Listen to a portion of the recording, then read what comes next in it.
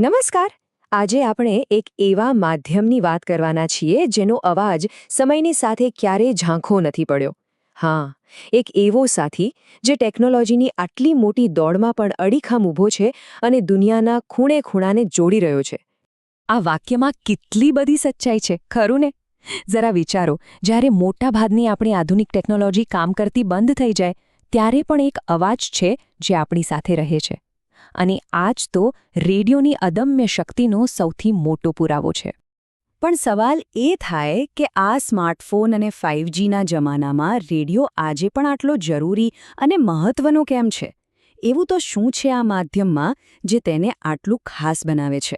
ચાલો આજે આ જ સવાલનો જવાબ શોધીએ. રેડિયો એ માત્ર એક ટેકનોલોજી નથી, એનાથી ઘણું વધારે છે. એ તો એક સેતુ છે, એક એવો પુલ જે ભાષા, સંસ્કૃતિ અને સરહદોની બધી દિવાલોને ઓળંગીને લોકોને એકબીજાની નજીક લાવે છે. અને આ જોડતી શક્તિને સન્માન આપવા માટે એક ખાસ દિવસ પણ નક્કી કરવામાં આવ્યો છે. દર વર્ષે 13 ફેબ્રુઆરીએ આખી દુનિયા રેડિયોના યોગદાનને યાદ કરે છે અને તેની શાનદાર ઉજવણી કરે છે. પણ આ દિવસની શરૂઆત થઈ ક્યાંથી? આની પાછળનો ઇતિહાસ શું છે? ચલો, એ જાણવા માટે સમયમાં થોડા પાછળ જઈએ. જો આ તારીખો છે ને, એક આખી કહાણી કહે છે. વાત છે 13 ફેબ્રુઆરી 1946ની. બીજા વિશ્વયુદ્ધ પછી દુનિયામાં શાંતિ અને સહકારનો સંદેશ ફેલાવવાના હેતુ સાથે સંયુક્ત રાષ્ટ્ર રેડિયોની સ્થાપના થઈ હતી. અને બસ આ જ ઐતિહાસિક દિવસની યાદમાં ઘણા વર્ષો પછી 2011માં યુનેસ્કોએ આ તારીખને વિશ્વ રેડિયો દિવસ તરીકે પસંદ કરી. આનો મુખ્ય ઉદ્દેશ્ય એકદમ સ્પષ્ટ હતો.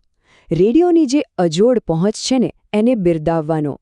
પછી ભલે એ કોઈ મોટા શહેરની ઊંચી બિલ્ડિંગ હોય કે પછી હિમાલયનું કોઈ નાનકડું ગામડું, રેડિયોનો અવાજ દરેક જગ્યાએ પહોંચે છે અને માહિતી, શિક્ષણ અને મનોરંજનનો સેતુ બને છે. સારું, તો ઇતિહાસ તો આપણે જાણી લીધો, પણ રેડિયોની અસલી તાકાત શું છે? એવી કઈ વસ્તુ છે જે તેને આજે પણ બીજા બધા માધ્યમોથી બિલકુલ અલગ પાડે છે? અને આનો જવાબ આ સ્લાઇડ પર એકદમ સાદી રીતે સમજાવ્યો છે. જુઓ, જ્યાં ઇન્ટરનેટને ચાલવા માટે વીજળી અને નેટવર્કનું બંધન નડે છે, ત્યાં રેડિયો આ બધાથી આઝાદ છે. એ તો માત્ર બેટરી પર પણ ચાલી શકે છે. અને આ જ વાત તેને કટોકટીના સમયમાં સૌથી ભરોસાપાત્ર સાથી બનાવે છે. પણ આ જે ટેકનિકલ ફાયદો છે, એનો સાચા જીવનમાં શું મતલબ થાય? મતલબ, આ ભરોસાનો સામાન્ય માણસને શું ફાયદો? જરા કલ્પના કરો, ક્યાંક ભયંકર વાવાઝોડું આવ્યું છે. લાઇટ નથી, મોબાઈલ ટાવર પડી ગયા છે, ઇન્ટરનેટ તો ભૂલી જ જાઓ. એવા સમયે ફક્ત એક નાનકડો ટ્રાન્ઝિસ્ટર રેડિયો જ હોય છે જે સરકારની ચેતવણીઓ, બચાવ કામગીરીની માહિતી અને સલામત જગ્યાએ કઈ રીતે પહોંચવું એ જણાવીને હજારો લોકોનો જીવ બચાવી શકે છે. આ છે રેડિયોની ખરી તાકાત. ચાલો, હવે દુનિયાભરની વાતોમાંથી આવીએ આપણા દેશ ભારતમાં. અહીં રેડિયોનું બીજું નામ છે આકાશવાણી. એક એવો અવાજ જે પેઢીઓથી કરોડો ભારતીયોના જીવનનો એક અતૂટ હિસ્સો રહ્યો છે. કરોડો, આ માત્ર એક આંકડો નથી, આ એક લાગણી છે. આજે પણ કરોડો ભારતીયો નિયમિતપણે રેડિયો સાંભળે છે. આ બતાવે છે કે આકાશવાણી ખાલી એક બ્રોડકાસ્ટિંગ સર્વિસ નથી, પણ ભારતના સાંસ્કૃતિક અને સામાજિક જીવનની ધડકન છે. 1936માં શરૂ થયેલી ઓલ ઇન્ડિયા રેડિયોની આ સફર તો ખુદ ભારતની પોતાની સફરની સાક્ષી રહી છે. આઝાદીની લડતથી લઈને આજના ડિજિટલ ભારત સુધી આકાશવાણીએ દેશના દરેક ધબકારાને પોતાના અવાજમાં જીવંત રાખ્યો છે. આકાશવાણીની સફળતાનું રહસ્ય તેના કાર્યક્રમોની વિવિધતામાં છે. તેણે ખેડૂતોને ખેતીની નવી પદ્ધતિઓ શીખવી, સવાર-સવારમાં ભક્તિ સંગીતથી ઘરોમાં શાંતિ પાથરી, આપણા લોકસંગીતને જીવંત રાખ્યું અને હા, સરહદ પર તૈનાત જવાનોનો તો એ સૌથી મોટો સાથી બન્યો. સાચા અર્થમાં બહુજન હિતાય, બહુજન સુખાય ના સિદ્ધાંત પર એ ચાલ્યું છે. તો આ બધી વાતો પરથી એક વાત તો એકદમ સાફ છે.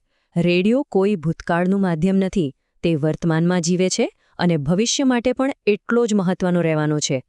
વિશ્વ રેડિયો દિવસ ઉજવવા પાછળ 4 બહુ ઊંડા ઉદ્દેશ્યો છે. પહેલું, લોકોને રેડિયોની શક્તિ વિશે વધુને વધુ જાગૃત કરવા. બીજું, જે લોકો આ માધ્યમને જીવંત રાખે છે તે બ્રોડકાસ્ટર્સને સમર્થન આપવું. ત્રીજું, અભિવ્યક્તિની સ્વતંત્રતાને પ્રોત્સાહન આપવું, જેથી દરેક વિચારને એક મંચ મળે. અને ચોથું, એ પાક્કું કરવું કે સમાજના છેવાડાના માણસનો અવાજ પણ બધા સુધી પહોંચે. અને અંતે આ એક જ વાક્યમાં આખા વિશ્લેષણનો સાર આવી જાય છે.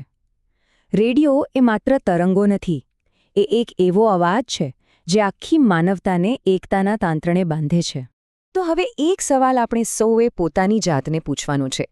આજના એપ્સ, સ્ટ્રીમિંગ અને પોડકાસ્ટના જમાનામાં આપણા જીવનમાં રેડિયોનું સ્થાન ક્યાં છે? શું તે ફક્ત ગાડીમાં સાંભળવાનું એક સાધન છે કે પછી તેનાથી કંઈક વિશેષ છે? આના પર વિચારવા જેવું ખરું.